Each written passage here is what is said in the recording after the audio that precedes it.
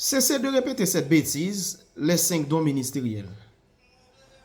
Tous les dons bibliques sont des dons ministériels. Tous les dons bibliques. Ceux qui disent les 5 dons ministériels font sûrement référence à Éphésiens 4, verset 11, où il est dit, il a donné les uns comme apôtres, les uns comme prophètes, évangélistes, pasteurs, docteurs. Alors que nous sommes tous dans le ministère du fait que nous avons reçu un don du Saint-Esprit.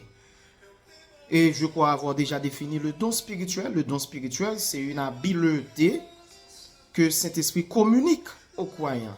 Quand Saint-Esprit communique une habileté, une capacité aux croyants, l'exercice du don est le ministère. Le ministère, c'est l'exercice du don spirituel.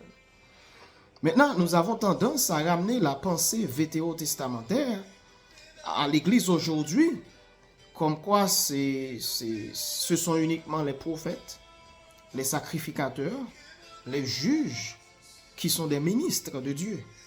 Alors que l'apôtre Pierre l'a fait clair, nous sommes tous, Dieu a fait de nous un royaume des sacrificateurs. Nous sommes tous des sacrificateurs. Dieu a fait de nous des sacrificateurs. Jésus est le souverain sacrificateur. Parce que dans l'Ancien Testament, il y avait plusieurs sacrificateurs et un souverain sacrificateur. Mais aujourd'hui, Dieu a fait de nous des sacrificateurs. Ça veut dire des gens qui sont dans le ministère. Et du coup, le ministère, c'est l'exercice de votre don de guérison. Le ministère, c'est l'exercice de votre don de parler en langue. Le ministère, c'est l'exercice de votre don d'exhortation, l'exercice de votre don de prophétie, l'exercice de votre don d'enseignement. Donc, le fait même que vous exercez un don dans le corps de Christ, vous êtes un ministre. Vous êtes dans le ministère. Et c'est ça que la plupart des gens ignorent. Et pourtant, nous sommes tous des sacrificateurs. C'est la Bible qui le dit, et à travers le Nouveau Testament, où Pierre enseignait aux chrétiens primitifs, pour leur dire qu'il faut mettre au service des autres les diverses grâces qu'ils ont reçues de Dieu. Donc, chers amis, comprenez ceci.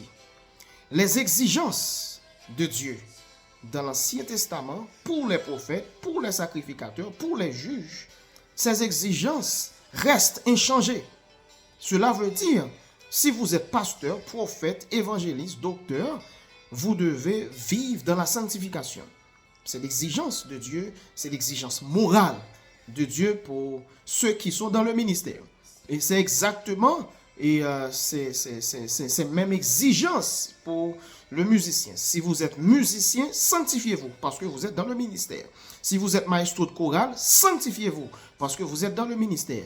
Si vous êtes moniteur à l'école du dimanche, sanctifiez-vous parce que vous êtes dans le ministère. Et tout ce que vous faites dans l'église, considérez que c'est un ministère. Et les exigences de Dieu restent inchangées. La sanctification, c'est fondamental.